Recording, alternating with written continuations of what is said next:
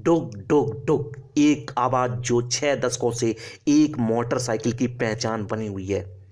Royal Enfield, जिसकी शुरुआत भले ही ब्रिटेन से हुई थी, लेकिन अब यह बाइक स्वदेशी है। अब 30 से ज़्यादा देशों में यह मोटरसाइकिल एक्सपोर्ट की जाती है। रॉयटर्स की रिपोर्ट के मुताबिक इसका रेवेन्यू आज 3,986 करोड़ रुपए है। नमस्कार दोस्तों, मैं हूं अरुण।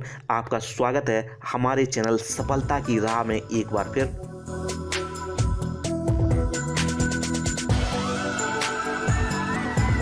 सफलता की राह में हम लाते हैं ऐसी स्टोरी जिसे सुनकर होगी आपकी सफलता की राह और आसान। आज की सफलता की राह में कहानी रॉयल एनफील्ड की। तो देर किस बात की, कीजिए हमारे चैनल को लाइक और सब्सक्राइब और जानिए पहली मोटरसाइकिल रॉयल एनफील्ड की कहानी को। दोस्तों, 1851 की बात है। इंग्लैंड में जॉर्ज टाउनसेंड नाम के एक अंग्रेज ने सिलाई में इस्तेमाल होने वाली सुई और मैदान का घास काटने वाली मशीन बनानी शुरू की। 31 साल बाद यानी 1882 में जॉर्ज का बेटा उस फैक्ट्री में साइकिल के पार्ट्स बनाने लगा। कुछ ही सालों में ये कंपनी टाउनसेंड और इकोसैस नाम से रेडीमेड साइकिल बेचने लगी। लेकिन 1891 में कंपनी को बड़ा नुकसान झेलना पड़ा। उससे उबरने के लिए कंपनी ने मार्केटिंग पर फोकस किया। इसके लिए अल्बर्ट एडी नाम के एक सेल्स मैनेजर और बॉब बार्कर नाम के बिजनेसमैन को कंपनी ने हायर किया। आगे चलकर इन दोनों ने टाउनसेंड और इकोसेस को खरीद लिया। नया नाम रखा ईडी मैन्युफैक्चरिंग कंपनी लिमिटेड। 1893 में ईडी मैन्युफैक्चरिंग कंपनी लिमिटेड को रॉयल स्मॉल आर्म्स फैक्ट्री से हथियार के कलपुर्जे बनाने का कॉन्ट्रैक्ट मिला। लेकिन एक ही फैक्ट्री और एक ही नाम से साइकिल और हथियार बनाने से लोगों में कन्फ्यूजन होने लगा। यहाँ से साइकिल के लिए अलग नाम से कंपनी बनाने का आइडिया आया।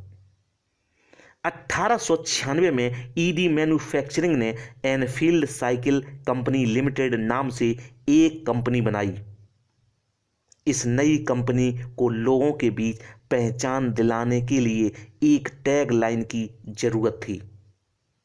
हथियार बनाने की पहचान भी कंपनी के साथ पहले से जुड़ चुकी थी। इसी पहचान का इस्तेमाल कंपनी ने अपनी टैगलाइन में किया और टैगलाइन रखा मेड लाइक अ गन। ये सिलसिला यहीं नहीं रुका। 1913 में कंपनी ने साइकिल के प्रमोशन के लिए ओल्ड मैक्सिम मशीन गन खरीद ली। उसके पहियों पर royal Enfield cycle made like a gun print करा दिया। लेकिन जल्द ही इसकी वजह से कंपनी मुसीबत में पड़ गई। दरअसल इस मशीन गन को रॉयल एनफील्ड अपनी एक प्रदर्शनी में आयरलैंड में लेकर गई। वहां कस्टम अधिकारियों ने इसे खतरनाक हथियार बताते हुए जब्त कर लिया। जब यह खबर सामने आई तो इससे कंपनी को फायदा ही हुआ। जो लोग इस कंपनी के नाम से अनजान थे उन तक भी यह नाम पहुंच गया। दोस्तों, रॉयल एनफील्ड की लेगेसी सिर्फ सड़क तक सीमित नहीं है। दोनों विश्व युद्ध में लाखों सैनिकों की जान बचाने में भी इसकी भूमिका अहम रही। तब जख्मी सैनिकों के लिए एम्बुलेंस की व्यवस्था करना मुश्किल काम था। रॉयल एनफील्ड ने एक नई पहल की और 771 सीसी वी ट्विन इंजन से चलने वाली गाड़ियां बनाईं। इसे साइड कार एम्बुलेंस कहा गया। इसी तरह मृत सैनिकों को बाहर लेने के लिए कंपनी ने साइकिल स्ट्रेचर बनाई। इसमें 2 या 3 साइकिल के सहारे एक स्ट्रेचर लगा हुआ था। पहले विश्व युद्ध के समय रॉयल एनफील्ड ने फ्रांस, बेल्जियम, रूस, अमेरिका में बड़ी संख्या में साइकिल स्ट्रेचर भेजा। बॉब बार्कर ने 1898 में ही पहली बार मोटर के साथ साइकिल डिजाइन किया। नाम दिया क्वाड्री साइकिल। इसे 2 साइकिल के फ्रेम को जोड़कर बनाया था। इसी साल कंपनी आधिकारिक रूप से the Enfield cycle company limited नाम से रजिस्टर भी हुई। दोस्तों 1900 से धीरे धीरे कंपनी मोटर वेस्ट गाड़ियों की तरफ बढ़ने लगी। 1901 में कंपनी ने पहली मोटरसाइकिल लॉन्च की। इसे खुद बॉब और जूल्स गोटिएट ने बनाया था। 1909 में कंपनी ने पहली बार स्विट्जरलैंड में 297 सीसी की मोटर के साथ वी ट्विन मोटरसाइकिल लॉन्च की। यह मॉडल बाजार में हिट रहा। स्विस इंजन से बनी 2.25 हॉर्स पावर की मिनी मोटरसाइकिल ने सबको चौंका दिया। इसके बाद रॉयल एनफील्ड ने 5 हॉर्स पावर की 770 सीसी की बाइक बनाई। साइड कार वाली इस पावरफुल बाइक ने रॉयल एनफील्ड ब्रांड को घर घर पहुंचा दिया। दोस्तों भारत का रॉयल एनफील्ड से हमेशा से एक खास कनेक्शन रहा। यह पहली मोटरसाइकिल है जो भारत में लॉन्च हुई थी। दरअसल आज़ादी के बाद भारत में इंडस्ट्रियल डेवलपमेंट पर फोकस बढ़ा। 1955 में भारत सरकार ने 350 CC 4 stroke royal Enfield bullet की भारत में मैन्युफैक्चरिंग के लिए ब्रिटेन की इस कंपनी से समझौता किया। भारत में मद्रास मोटर्स कंपनी के साथ यह समझौता हुआ।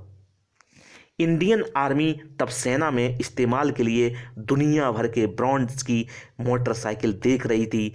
इसमें से एक रॉयल एनफील्ड भी थी। टेस्ट के बाद सेना को कंपनी की मोटरसाइकिल पसंद आई। इस तरह रॉयल एनफील्ड को भारत से पहला ऑर्डर मिला।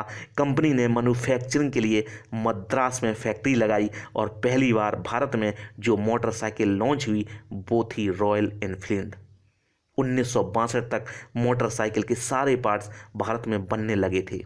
दोस्तों 1955 का मॉडल इतना फेमस हुआ कि सालों तक इसमें कोई बदलाव नहीं किया गया। आखिरकार 1959 में इसके गियर रेशियो में बदलाव किया गया। हालांकि यह बदलाव इंडियन आर्मी को सप्लाई की जाने वाली मोटरसाइकिल में नहीं किया गया। इंडियन आर्मी के साथ रॉयल एनफील्ड का बॉन्ड और भरोसा मजबूत होता गया। कुछ सालों बाद कंपनी सेना को 500 सीसी बुलेट भी डिलीवर करने लगी और आज भी यह भारतीय सेना की चहेती बनी हुई है। 1990 में रॉयल एनफील्ड ने भारतीय कंपनी आइसर ग्रुप के साथ समझौता किया। इसके 4 साल बाद 1994 में आइसर ग्रुप ने एनफील्ड इंडिया खरीद ली और नाम हो गया royal Enfield Motors limited. Britain में उत्पादन बंद हुआ तो आइसर ने यूरोपीय देशों में भी इसका निर्यात शुरू किया। हालांकि बाद में ब्रिटेन में फिर उत्पादन शुरू हुआ, लेकिन मालिकाना हक अब आइसर ग्रुप के पास ही है। आज 60 देशों में रॉयल एनफील्ड बिकती है। दोस्तों एक ऐसा भी समय आया जब कंपनी दिवालिया होने के कगार पर पहुंच गई थी। जनवरी 2004 में सिद्धार्थ लाल आइसर मोटर्स के सीईओ बने। सिद्धार्थ अपनी रणनीति को लेकर साफ थे। उन्होंने बाकी बिजनेस बंद करके सारा ध्यान रॉयल एनफील्ड पर लगाया। सिद्धार्थ ने कई बोल्ड फैसले लिए। मसलन इसे युवाओं का ब्रांड बनाने के लिए सेल्फ इग्निशन यानी कॉन्फिडेंस देने वाले रंगों का वेरिएंट लाया। हार्ले डेविसन के पूर्व मैनेजर को नॉर्थ अमेरिका का प्रेसिडेंट बनाया। डुकाटी की टीम के एक साथी को अपने साथ जोड़ा। यहाँ से कंपनी की परफॉर्मेंस सुधरी। 2018 में royal Enfield motorcycle of the year चुनी गई। दोस्तों रॉयल एनफील्ड 30 से ज़्यादा देशों में एक्सपोर्ट होती है। इसमें अमेरिका, जापान, इंग्लैंड सहित कई यूरोपीय और मिडिल ईस्ट के देश शामिल हैं। कंपनी की 9 सीरीज हैं जिसमें यह मोटरसाइकिल लॉन्च करती है। इसमें हंटर से लेकर हिमालयन, क्लासिक और बुलेट सीरीज शामिल है। भारत में 2 से 50 सीसी से 750 सीसी सेगमेंट में कंपनी का मार्केट शेयर है। साल 2022-23 में कंपनी के 8,34,895 बाइक की सेल हुई। कंपनी के इतिहास में यह सबसे ज़्यादा बिक्री वाला साल था। आज आपने जाना रॉयल एनफील्ड के बारे में। अब हम विदा लेते हैं, फिर हाजिर होंगे एक नई स्टोरी के साथ। आप क्या सोचते हो आज की स्टोरी के बारे में कमेंट बॉक्स में कमेंट करके ज़रूर बताएं। और अगर हमारे द्वारा दी गई स्टोरी आपको अच्छी लगती है तो मेरे चैनल को लाइक, शेयर और सब्सक्राइब करना ना भूलें। धन्यवाद।